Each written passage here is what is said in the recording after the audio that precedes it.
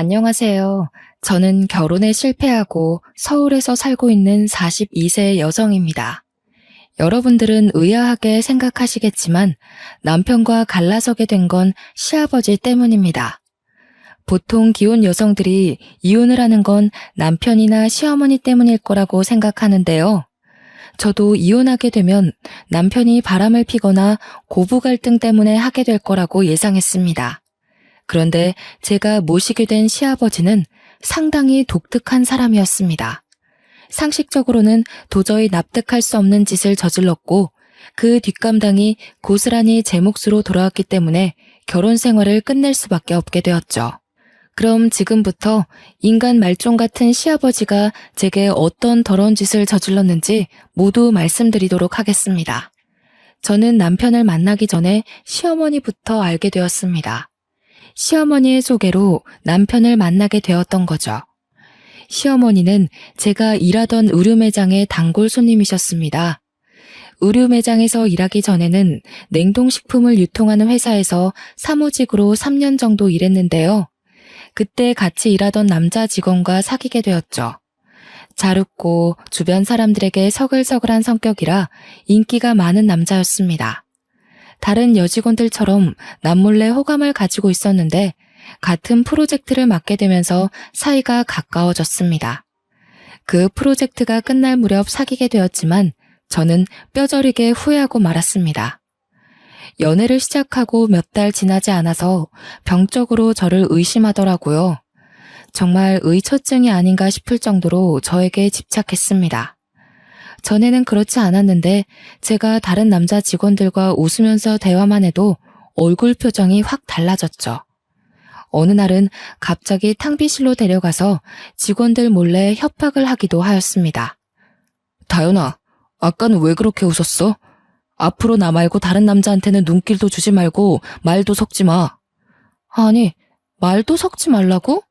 그럼 어떻게 일하라는 거야? 요즘 따라 왜 그래? 집착이 점점 심해지는 것 같아. 나한테 뭐 서운한 거 있어? 도대체 뭐 때문에 그러는 거야? 이유가 있어야 해? 일부러 이러는 거야? 네가 나 보라고 자꾸 딴 남자한테 찝적대잖아. 찝적? 참, 어이가 없어서. 내가 너한테 의심받을 짓 한 적 있어? 우리 이러지 말고 퇴근하고 이야기하자. 지금 직원들 다 듣겠어. 왜? 지금 이야기해. 나 몰래 다른 놈 만나고 있기라도 해? 그런 거 아니라니까. 나중에 이야기하자니까 왜 그래? 나는 내 여자가 다른 놈이랑 히덕거리는 꼴은 절대 못 보니까 지금 고백하라고. 박주철 그놈이 꼬신 거지? 너 그놈이랑 제일 친하잖아. 제가 화가 나서 탕비실을 나가버리니까 그 자식도 멈추더군요. 그 뒤로 헤어지자고 문자로 통보하고 모르는 척 인사도 받아주지 않았습니다. 그런데 저희 집까지 찾아와서 무릎 꿇고 빌면서 정신과를 다니고 있다, 오래전부터 마음이 아팠다, 어쩌고 저쩌고 핑계를 댔습니다. 그 당시에는 그 자식이 불쌍해 보여서 다시 받아주었는데요. 그때 받아주지 말았어야 했습니다. 다시 사귀니까 집착이 날이 갈수록 심해지더라고요. 자기와 같이 있지 않으면 제가 어디서 뭘 하는지 1시간 단위로 보고해야 했고, 전화 통화를 하다가도 주위에서 남자 목소리가 들리면 제가 다른 남자와 연애를 하는 건 아닌지 의심했어요. 심지어 그런 집착 때문에 헤어지자고 하면 제게 폭력까지 썼습니다. 한 번은 제가 헤어지자고 전화로 통보하고 연락처를 싹 다 차단했습니다. 그리고 친구들과 모임 자리를 가졌는데 친구들과 술을 먹고 있는 치킨집까지 찾아왔습니다. 나중에 알고 보니 제 핸드폰에 몰래 위치 추적 어플을 깐 것이었습니다. 그 자식이 친구들 앞에서 한 번만 더 헤어지자고 하면 죽여버리겠다고 살벌한 협박을 해서 제가 질리게 만들었죠. 6개월 넘게 그 자식의 감시를 받으면서 몇 번이나 헤어지자고 했는지 모릅니다. 나한테 도대체 왜 이러는 거야? 내가 헤어지자고 했잖아. 나는 너 감당 못하니까 제발 헤어지고 다른 여자 만나, 어? 너 다른 남자 생겼구나. 그럴 줄 알았어. 언제부터 만났는데? 역시 박주철 그놈이 맞았던 거지? 말이 통하지 않아서 일단 제게 폭력을 쓰지 못하게 살살 달래서 돌려보냈습니다. 제가 결국 이사하고 전화번호까지 바꾼 다음에 헤어지자는 통보를 했는데요. 직장은 도저히 옮기지 못하겠더라고요. 여기보다 좋은 연봉도 없었고 대표님이 한 달만 있어달라고 하던 것이 2달, 3달이 되어버려서 어쩔 수 없었습니다. 제가 대표님께 그만둬야 한다고 몇 번이나 닥달하던 동안 전 남친이란 작자는 회사에 이상한 소문을 퍼뜨려서 저를 아주 곤란하게 만들었습니다.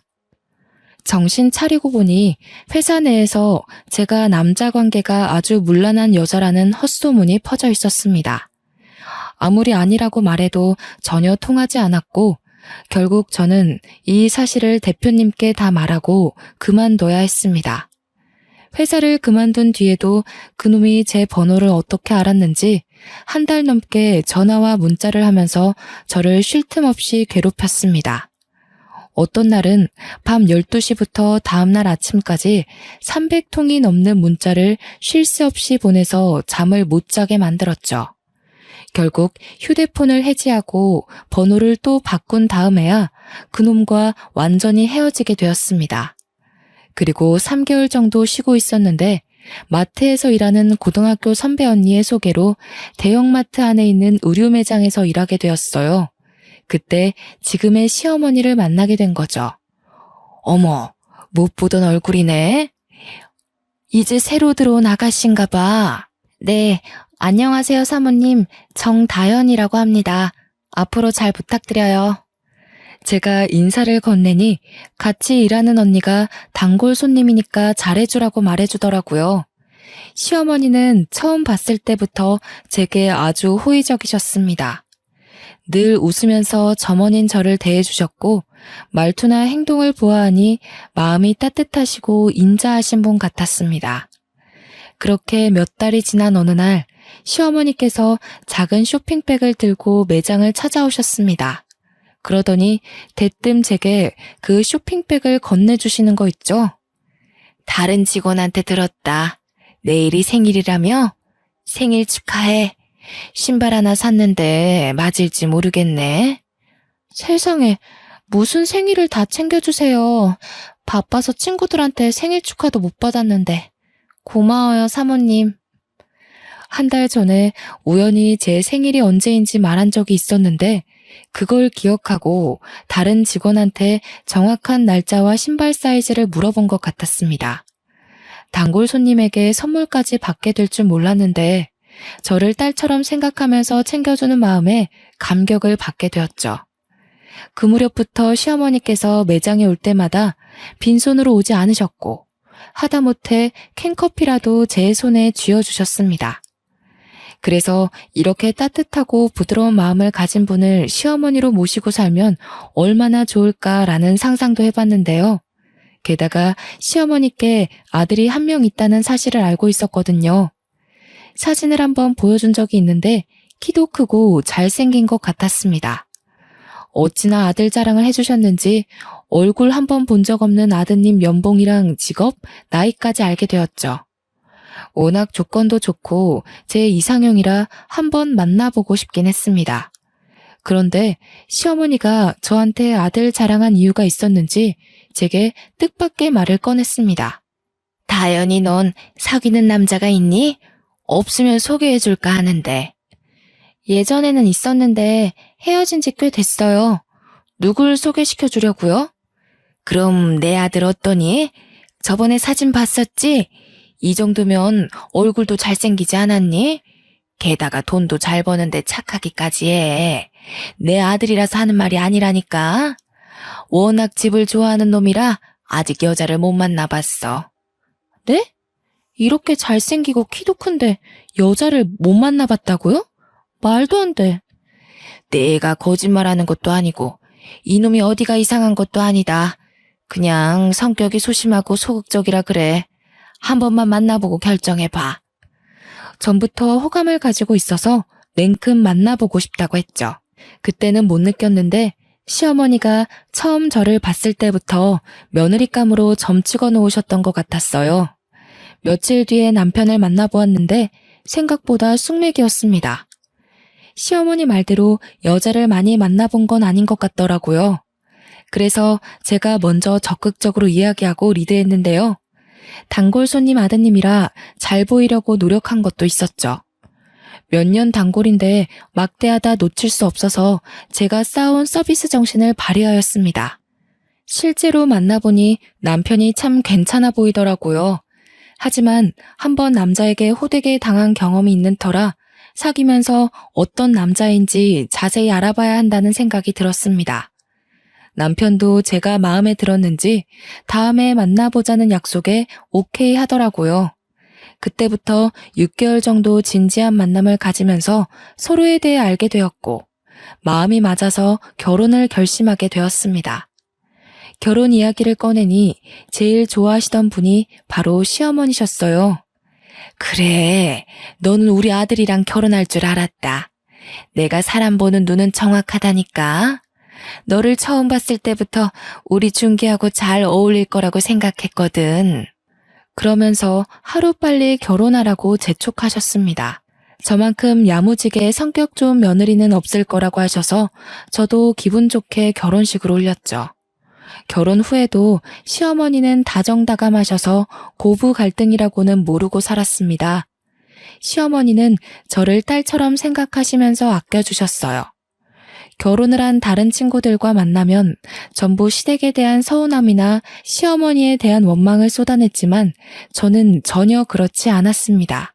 제가 시댁살이 같은 건 없었다고 하니까 친구들이 부럽다는 말을 자주 꺼냈습니다. 다현이 넌 정말 좋겠다.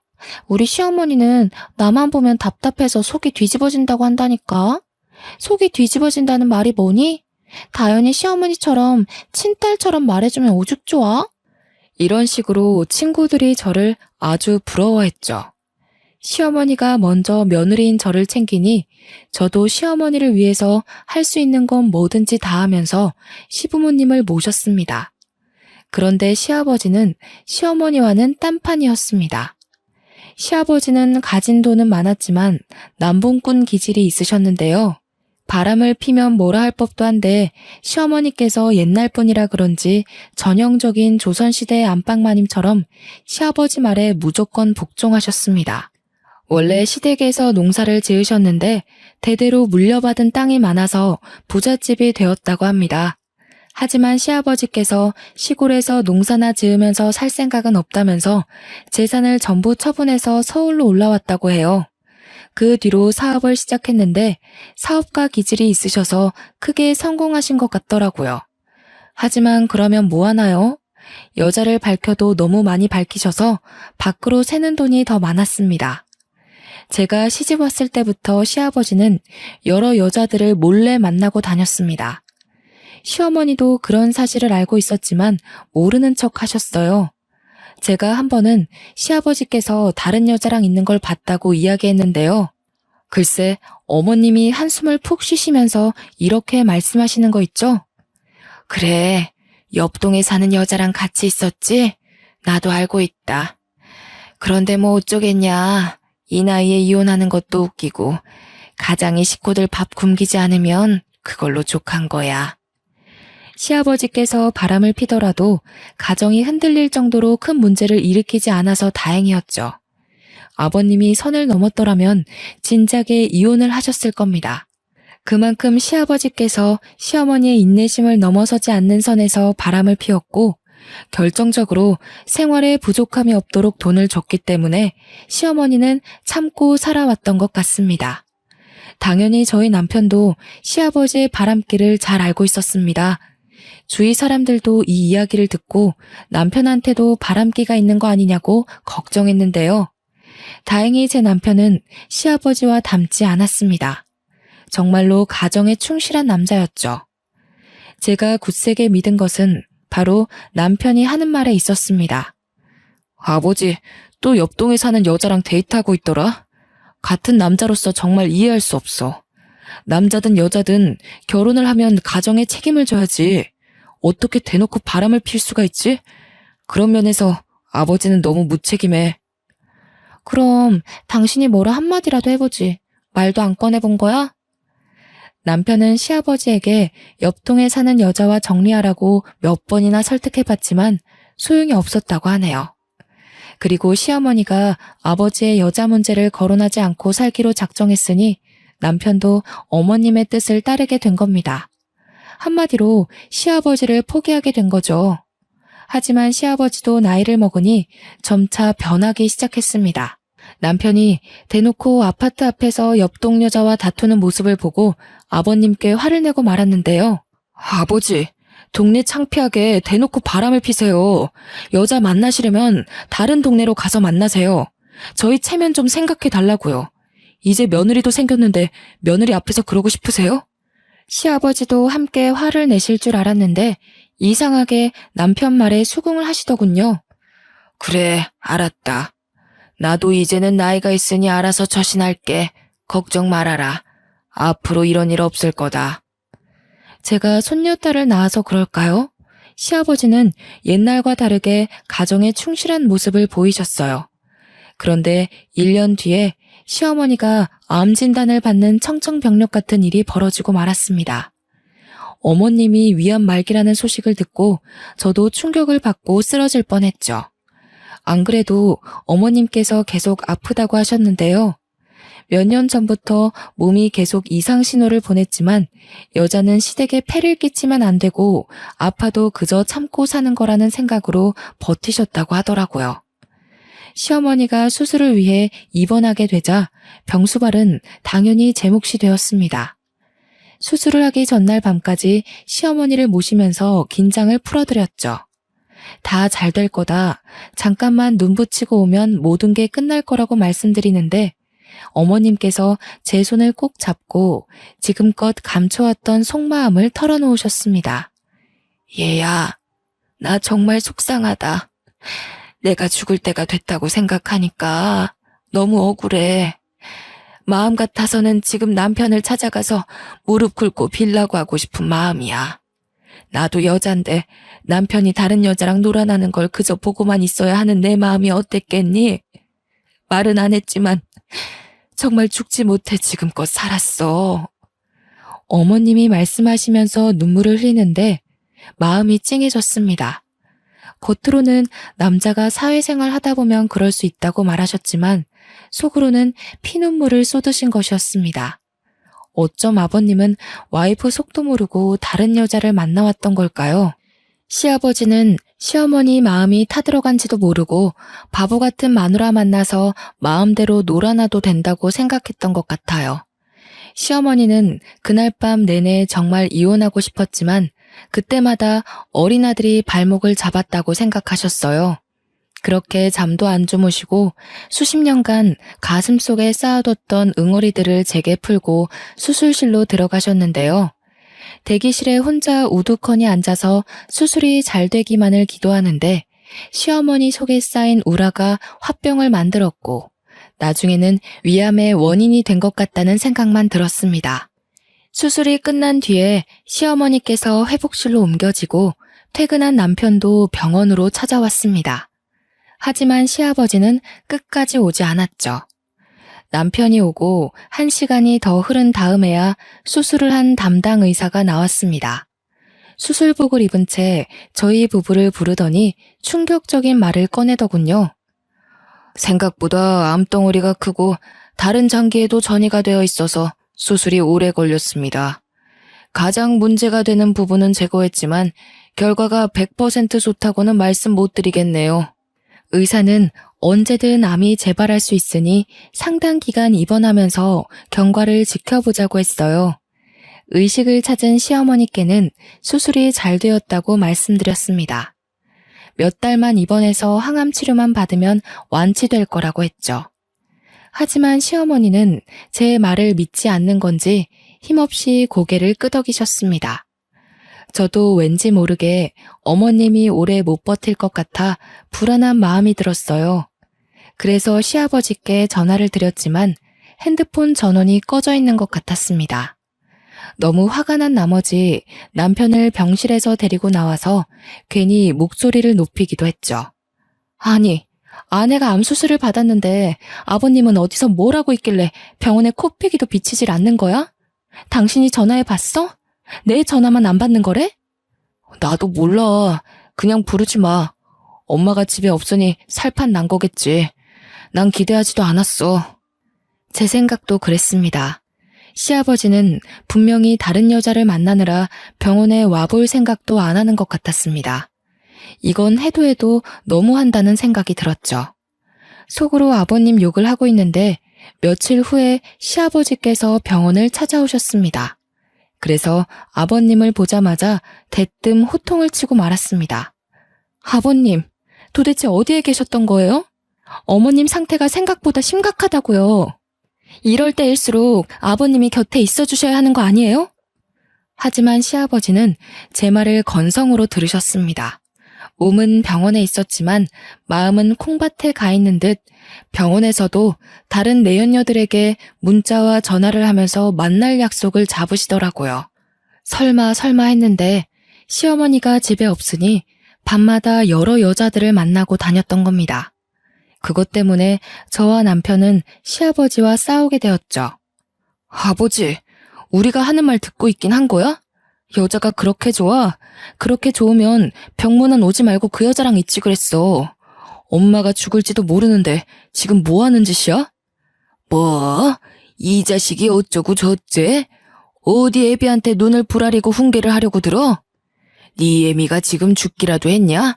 그리고 병수발은 며느라가가 하잖아. 도대체 뭐가 문제냐? 어? 아버님, 제발 이러지 마세요. 어머님도 다 눈이 있어요. 아버님이 그동안 병문안 안 오고 잠수 탄 거 알고 있다고요. 아무리 그래도 같이 산 부인에 대해 도리는 지켜야죠. 저는 사정을 하기도 했고 화를 내기도 했지만 시아버지는 듣지 않았습니다. 자기는 하루라도 여자가 없으면 못 산다는 말까지 대놓고 했을 정도였으니까요. 아내는 목숨을 걸고 암과 싸우는데 남편이란 작자는 다른 여자와 어울리면서 히히덕거리면서 다니다니 용서가 안 되는 일이었습니다.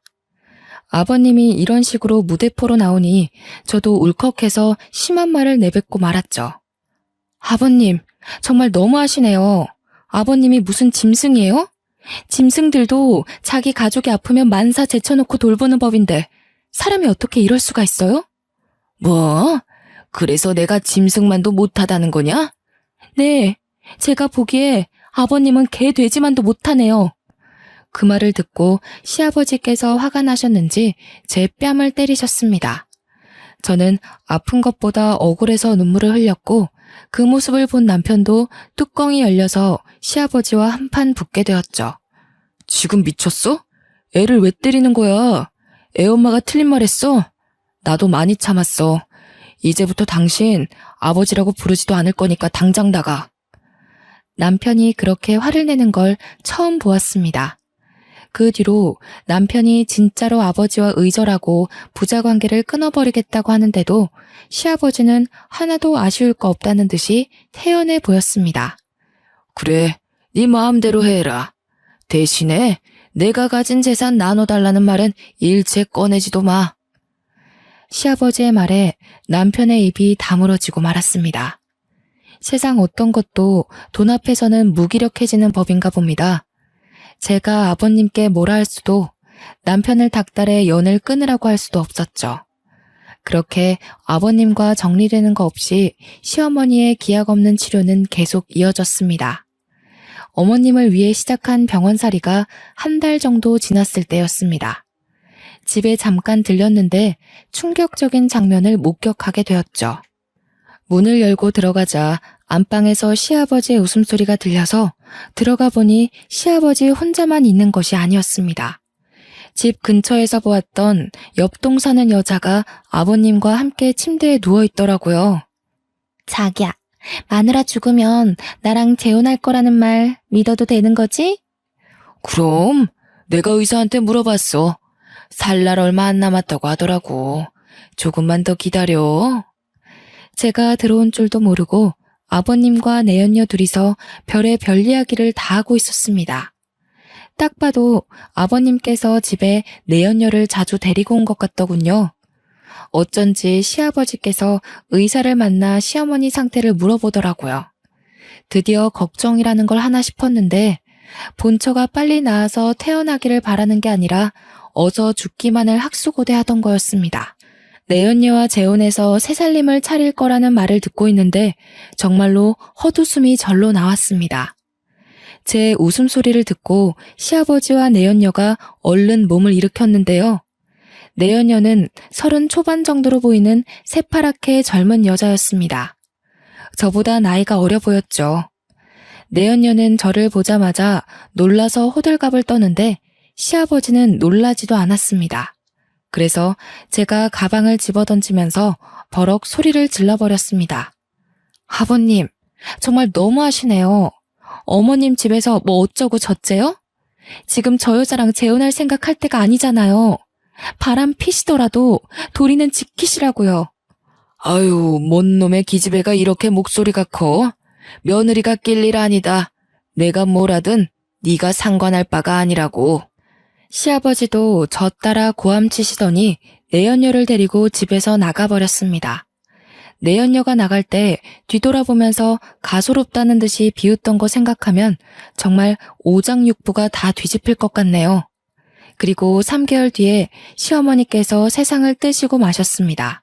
한번 전이가 시작된 암덩어리들이 손 쓸 수 없이 퍼지고 만 것이었습니다. 저는 장례식이 끝난 후에도 어머님이 생각나 몰래 눈물을 흘리는데 시아버지는 파렴치한 짓을 저지르셨습니다. 시어머니 장례식을 치른 지 얼마나 됐다고 저보다 어린 내연녀를 집으로 데리고 와서 당장 재혼을 하겠다고 선언한 겁니다. 저는 어이가 없어서 넋이 나가버렸고 남편은 말도 안 되는 소리 하지 말라고 경악을 했죠. 아버지, 진짜 머리가 어떻게 된 거 아냐? 엄마 장례를 치른 지 딱 이틀 지났단 말이야. 아무리 저 불려우 같은 여자한테 홀렸다고 해도 이럴 수는 없어. 재혼 절대 안 돼. 난 죽어도 반대할 거니까 저 여자 당장 내보내. 내가 너한테 허락받자고 하는 말 아니다. 니들은 앞으로 새엄마한테 예의 바르게 굴어야 한다는 소리야. 너희들보다 어리다고 무시하고 함부로 대했다가는 가만두지 않을 테니까 알아서 해. 저는 정말 설마 했습니다. 내연녀가 무슨 낯짝으로 우리 집안에 들어올까 싶었는데 정말로 들어오더군요. 하루아침에 시어머니 자리를 꿰차더니 저희 집 안방을 차지해버렸습니다. 32살에 제 막내 동생 뻘밖에 안 되는 나이였는데 도대체 그런 짓은 어디서 배웠는지 상전처럼 굴면서 시집살이를 시켰습니다. 반말은 기본이었고 음식 투정에 자기는 숟가락 하나 까딱하지 않으면서 집안 살림이 엉망이라고 트집을 잡았는데요. 야, 국이 왜 이렇게 짜? 살림하는 여자가 간도 제대로 못 맞추면 어쩌자는 거야? 당장 다시 끓여와. 처음에는 제 길을 꺾고 시어머니 대접을 받으려고 사사건건 트집을 잡는 것 같았습니다. 하지만 저도 그냥 당하고 있을 수는 없는 노릇이었죠. 몸종 취급하지 마. 내가 만든 음식이 입에 안 맞으면 네가 직접 해먹어. 아니면 주면 주는 대로 군말 없이 받아 먹어야지. 뭐? 이게 시어머니한테 무슨 말버릇이야? 너 다시 말해봐. 지금 뭐라 했어? 눈을 부릅뜨고 노려보면서 앙칼진 목소리로 소리치는데 정말 가소롭더군요. 자기 말에 고분고분 따르지 않으면 시아버지한테 전부 일러바치겠다고 협박까지 했어요. 내연녀가 집에 들어와서 막 나가는데 얌전히 있을 수 없죠. 여기서 꼬리를 내리고 저 여자한테 밀려서 꼼짝없이 시집살이를 해야 한다는 생각에 이를 꽉 물었습니다. 아버님한테 일러 바치든 말든 마음대로 해. 하지만 나한테서 시어머니 대접 받을 생각은 아예 포기하는 게 좋을 거야.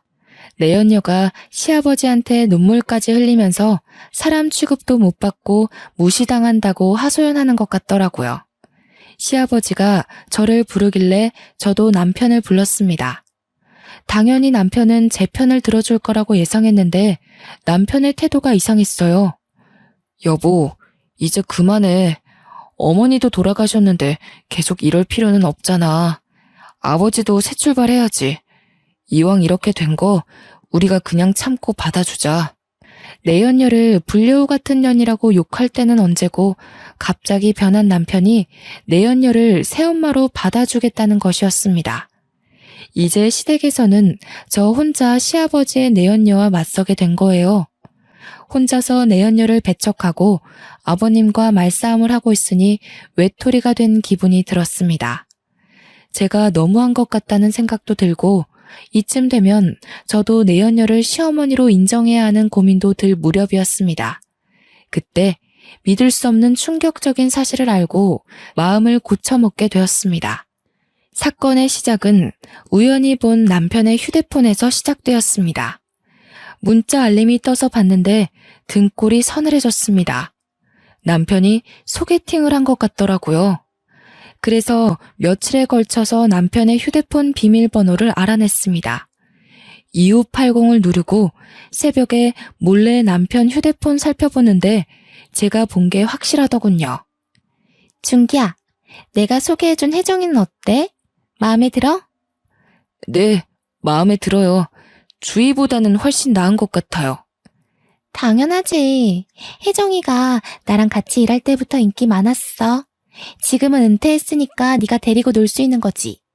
옛날 같으면 네가 감히 상대도 못하는 에이스였다고. 그 문자를 쭉 읽는데 휴대폰을 보던 손이 덜덜 떨렸고 머릿속이 텅 비는 느낌이 들었습니다. 몇 번이나 다시 읽어봐도 내연녀가 남편에게 여러 명의 여자를 소개시켜준 것 같더라고요.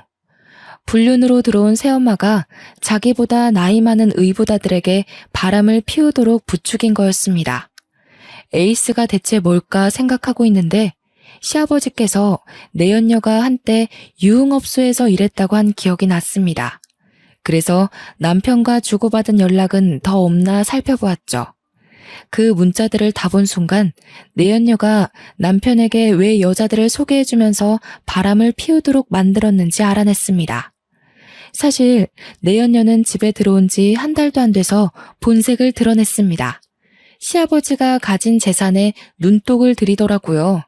자기 아버지보다 나이 많은 남자랑 결혼한 이유가 뭐겠습니까? 당연히 돈이겠죠. 내연녀는 시아버지의 환심을 사서 재산을 가로채려는 것 같았습니다.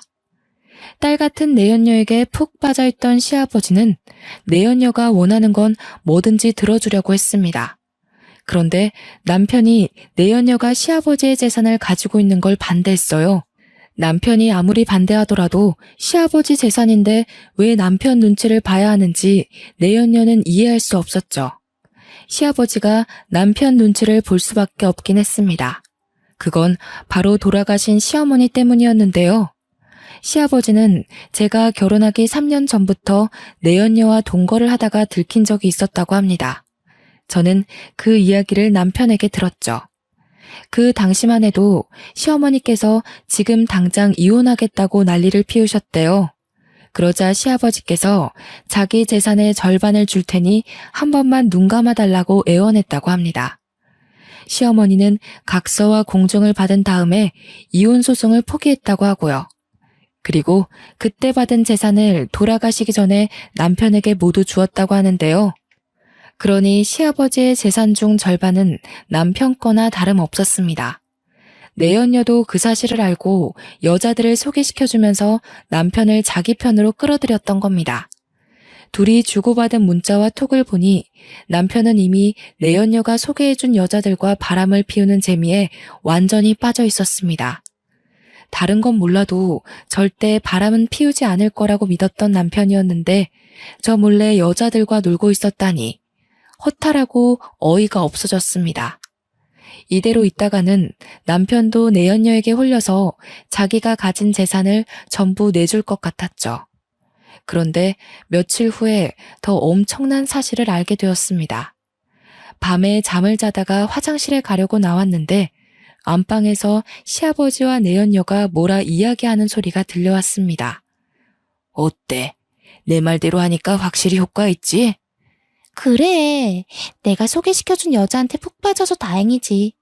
준기가 자기 재산은 당신한테 다시 돌려주기로 했어. 여보 정말 고마워. 내가 뭐라고 그랬어? 중이 고기 맛을 보면 절간에 빈대도 안 남는다고 하잖아. 아예 안 한다면 모를까. 한 번 시작하면 절대 그만두지 못하는 게 불륜이야. 그 말을 들은 순간 저는 그대로 굳어버리고 말았어요. 시아버지는 뭐가 그리 신이 났는지 웃으면서 더 충격적인 말을 하더군요. 이제 곧 준기한테 며느리하고도 갈라서라고 말할 거야. 나는 처음부터 꼬장꼬장한 게 영 마음에 안 들었거든. 그년만 보면 재수없게 죽은 천처가 자꾸 떠오른단 말이야. 듣던 중 반가운 소리네. 나도 그년 때문에 아주 미치겠어. 한마디도 안 지고 눈을 부릅뜨고 달려든다니까. 나도 그 꼴 보기 싫어서 이혼시키려는 거야. 당신하고 준기는 며느리가 절대 눈치 못 채도록 해야 돼. 알겠지? 당연하지. 우리가 이혼시키려는 거 알면 아주 생 난리를 칠걸? 그 꼴 보기 싫어서 조용히 있어야지. 그래. 내 말만 들으면 문제될 거 하나도 없다니까. 이번에도 내가 하라는 대로 해. 이제 보니 모든 음모의 주범은 시아버지였습니다. 자기가 바람을 피우는 것도 모자라서 아들까지 꼬드겨서 바람을 피우도록 만들고 마음에 안 드는 저를 쫓아내려고 하는 겁니다. 이렇게 된 이상 저도 결판을 지어야만 했죠. 이 인간들을 도저히 용서할 수 없어서 은밀하게 그리고 치밀하게 증거를 모았습니다. 저를 가지고 논 남편과 뻔뻔스러운 내연녀가 호된 뒷감당을 하도록 만들어주기로 작심하고 계획을 세웠죠. 우선 여러 군데 수소문해서 내연녀가 일했다는 유흥업소를 찾아갔습니다. 그곳에서 마담을 찾았더니 내연녀를 바로 알아보았습니다. 아, 세경이 말하는 거구나. 걔는 제가 잘 알죠. 그런데 무슨 일로 그러세요? 마담은 저를 경계를 하면서 제가 원하는 정보를 주려고 하지 않았습니다. 그럴 때는 돈이 특효약이었죠.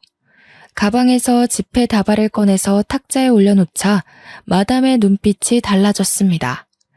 내연녀에 대해 말하는 걸 모두 다 녹음해 두었습니다. 제가 짐작하던 대로였죠. 내연녀에게는 기둥서방이라고 불리는 동거남이 있었습니다.